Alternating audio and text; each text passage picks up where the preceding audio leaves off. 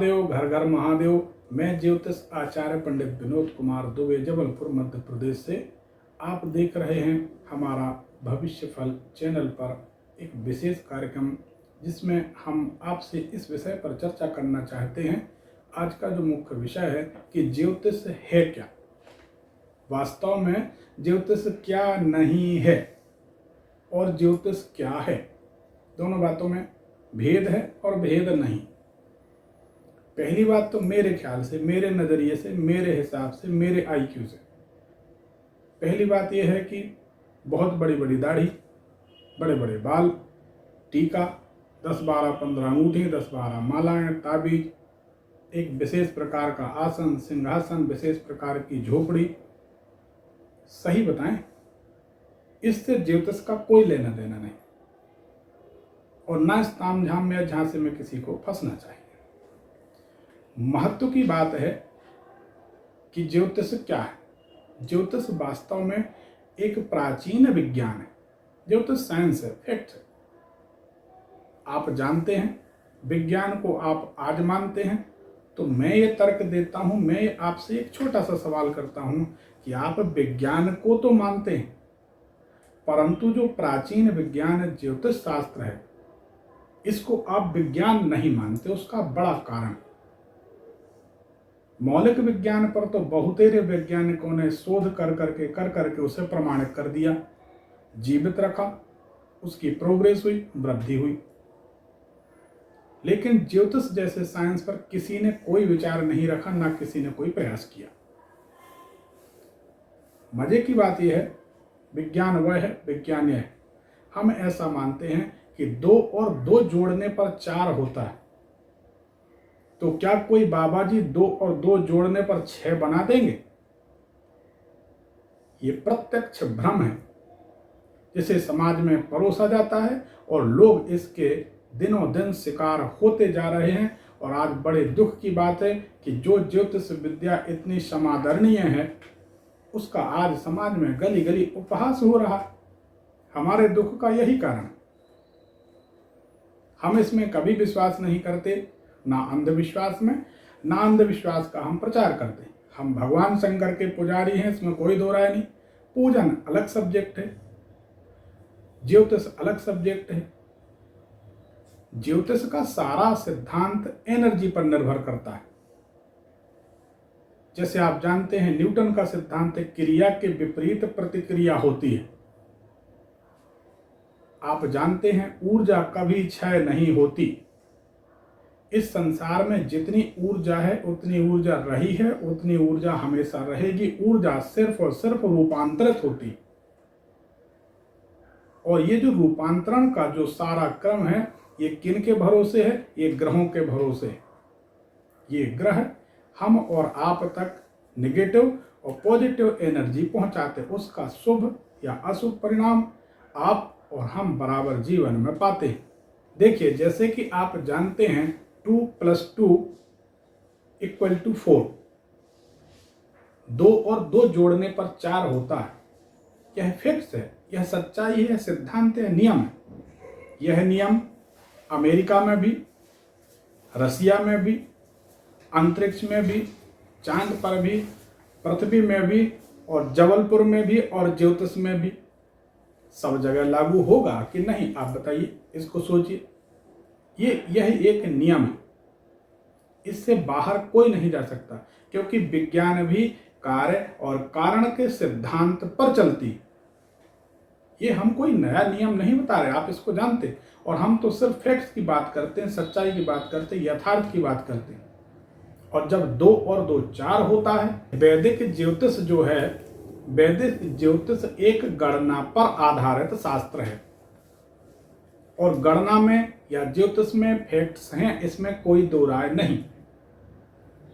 यदि आपको लगता है कि यह कौन बताएगा, तो आपको हम बताएंगे कि ज्योतिष में फैक्ट्स कहाँ हैं। आप हमसे जुड़िए, हमारे कार्यक्रम से जुड़िए और देखिए, और चाहें तो सीधे हमसे बात करिए। ऊर्जा का बड़ा जबरदस्त खेल है। आप अगर ऊर्जा की बात करें तो मैं एक सूर्य का उदाहरण देता हूं, आप इसको देख लीजिए। सूर्य ग्रह हर 12 राशि में उसी परिस्थिति में पहुंच जाता है जिसमें वह 12 वर्ष पहले था। हर 12वें वर्ष में गर्मी तेज होती है। इसका उदाहरण एक पेड़ से आप ले सकते हैं। एक पेड़ जो जंगल के जो वन विभाग वाले कटवाते हैं, जंगल के पेड़ों को, या तो उसकी ठूंठ देख लीजिए या पेड़ की सिल्ली देख लीजिए, थोड़ा मोटी हो, आप देखेंगे 1 2 3, किसी को भी एक सेंटर पॉइंट बनाइए, 1 2 3 4 5, ऐसे 12वीं जो लकीर होगी, जो गोल लकीर, वो मोटी लेयर होगी। क्यों? क्योंकि पेड़ों को, प्रकृति को पता होता है कि इस वर्ष गर्मी होनी है। वह अपनी सुरक्षा के लिए सुरक्षा कवच तैयार करते हैं, और वह सुरक्षा कवच मोटी लेयर, जो इनकी जो परत होती है, बाहरी परत होती है, जैसे बाहरी छिलका कह सकते हैं, बाहरी आवरण कह सकते हैं, या पेड़ की जीवित चमड़ी कह सकते हैं, वह मोटी होती है, उसकी लकीर होती है। यही चंद्रमा का क्रम 27 दिन में पूरा होता है। इसीलिए ठीक 27-28 दिन में महिलाओं का मासिक धर्म शुरू हो जाता है। ये सारा का सारा खेल ऊर्जा का है। ऊर्जा एक गण, ये जो ज्योतिष है एक गणना है, ज्योतिष एक विज्ञान है, इसमें कहीं कुछ अलग नहीं है।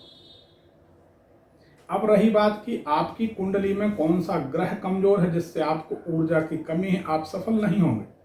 कौन सा ग्रह मजबूत है जिससे ऊर्जा पर्याप्त है, आप कहीं भी पैदा हों, किसी भी विषम परिस्थिति में आप रहें, आप ऊपर की ओर जाएंगे। जैसे साउथ अफ्रीका के पेड़, आपने साउथ अफ्रीका के जंगल देखे होंगे, वहां कोई भी पेड़ 200, 250, 300 फीट से छोटा नहीं। क्यों? और आपके फार्म हाउस का पेड़, आपके बगीचे का पेड़, आपके गार्डन का पेड़ ऐसा फैल जाता, 20-25 फीट से ऊपर जाता नहीं। आप कितना ही छांट दें,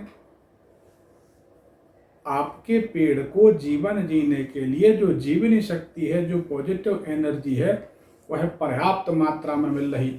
लेकिन साउथ अफ्रीका के जंगल इतने घने हैं, उन पेड़ों के बीच, उन वृक्षों के बीच यदि कोई पेड़, कोई वृक्ष जन्म लेता है, पनपता है, तो उसे जीवित रहने के लिए सीधा ऊपर की ओर भागना ही पड़ेगा, अन्यथा उसका नामो निशान समाप्त हो जाएगा। सारा ऊर्जा का सिद्धांत। कहने का तात्पर्य यह है कि अगर आपकी कुंडली में कुछ ग्रहयोग ऐसे हैं कि आपको बाल्यकाल में संघर्ष हुआ है, मेरा अनुभव है, इतिहास उठाकर देखिए। अमेरिका के राष्ट्रपति अब्राहम लिंकन, हमारे देश के प्रधानमंत्री श्री नरेंद्र मोदी जी, किसी को भी देख लीजिए, जिनने बाल्यकाल में संघर्ष किया है वह ऊंचाइयों पर गए। ये जो ग्रहों का प्रभाव है, एक व्हील है, एक चाक है।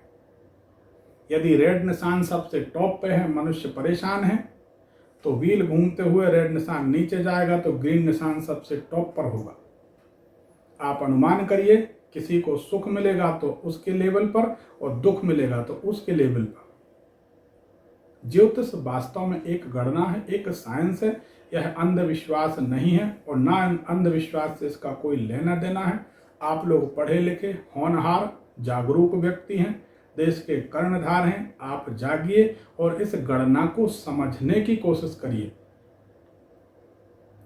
जैसे हमारा आप रोजाना लाइव, यूट्यूब लाइव 8 बजे से 9 बजे देखते हैं भविष्यफल चैनल पर। हम यहाँ से बोलते हैं, आपके घर के सामने अग्रवाल जी रहते हैं, अग्रवाल जी के घर में 4 लोग रहते हैं। क्या ये सत्य है? बताइए, कोई जादू तो नहीं? आप वहां से स्वीकार करते कि हाँ सत्य। जिन्हें भरोसा नहीं, भविष्यफल चैनल पर सर्च करके 8 से 9 के बीच जुड़कर देख सकते हैं, या लाइव वीडियो पढ़े उनको देख सकते हैं। सच बात यह है, आप उसको ऐसा मानिए, 2 तीर हैं, एक राम का, एक श्याम का। राम के तीर पर, राम के बाण पर कोई भार नहीं है, लेकिन श्याम के बाण पर छोटे बड़े नाना प्रकार के अनेक पत्थर बंधे हुए हैं। आप खुद कल्पना कर सकते हैं कि तीर दूर तक किसका जाएगा। मेरे ख्याल से राम का ही तीर दूर तक जाएगा, क्योंकि वह तीर निर्भार है, वेटलेस है। और श्याम के तीर पर ढेर सारे पत्थर छोटे बड़े बंधे हैं, वह तीर वहीं के वहीं गिर जाएगा। मेरी सलाह मानिए, अंधविश्वास में मत पड़िए और अपनी आत्मा के ऊपर ढेर सारे प्रकार के अंधविश्वास के भार मत ला दिए। मैं आपको जगाना चाहता हूँ, सलाह देना चाहता हूँ, पढ़े लिखे होने का लाभ लीजिए, जो सच्चाई है उस पर भरोसा करिए। मैं ये कहता हूँ, कोई ज्योतिषी कहता है कि ऐसा होने की संभावना है। आप बताइए ज्योतिष में संभावना शब्द को कहाँ जगह है? यदि हम जलती हुई आग में हाथ आज डालेंगे तो कल जलने की संभावना है, ये कौन सी ज्योतिष हुई? किसी ने टीका लगाया, चंदन लगाया, हमने उनको ज्योतिषी मान लिया, उनने ज्योतिष विषय को बदनाम किया, हमने ज्योतिष विषय को ही नकार दिया। दिस इज नॉट फेयर, ये गलत। आप इसको समझिए। अगर 2 और 2 4 होता है तो कोई भी कैलकुलेशन के बाद उसका एक फिक्स परिणाम होना चाहिए, यस और नो, हाँ या ना, या होगा या नहीं होगा। जैसे हम लाइव में आप सभी से पूछते हैं क्या ये बात सत्य है, तो आप वहां से स्वीकार करते हैं कि हाँ बिल्कुल सत्य है, और आप कहते हैं कि 100% सत्य है। ऐसी ज्योतिष होनी चाहिए। हम आशा करते हैं कि आप ऐसी सटीक ज्योतिष विद्या पर अवश्य भरोसा करेंगे और हमारे इस YouTube चैनल को सब्सक्राइब करेंगे, जुड़ेंगे और हमारी ज्योतिष विद्या को जानेंगे। हम तो पहले कहते हैं कि आप खूब भली तरीके से हमारी पद्धति को समझिए, खूब समझिए। हम पुनः आपसे निवेदन करते हैं कि हमारी पद्धति को पहले समझने की चेष्टा करिए आप अपनी गहरी बुद्धि से, उसके बाद आप मानिए। उसका ये मत मानिए कि हम सही हैं कि गलत, हम ये नहीं कहते। उसके बाद आप निर्णय करिए कि ज्योतिष सही है या गलत। ज्योतिषी तो बहुत हैं, बहुत आते जाते रहेंगे, संसार है, लेकिन ज्योतिष एक बहुत बड़ा शास्त्र है, वेदों का नेत्र है, उसे नकारा नहीं जा सकता। और चंद लोगों के कारण उस विषय को आप डस्टबिन में डाल दें, ये गलत। पहले आप उसको समझिए, जांचिए, परखिए, फिर बाद में विश्वास करिए। धन्यवाद। हर हर महादेव, घर घर महादेव।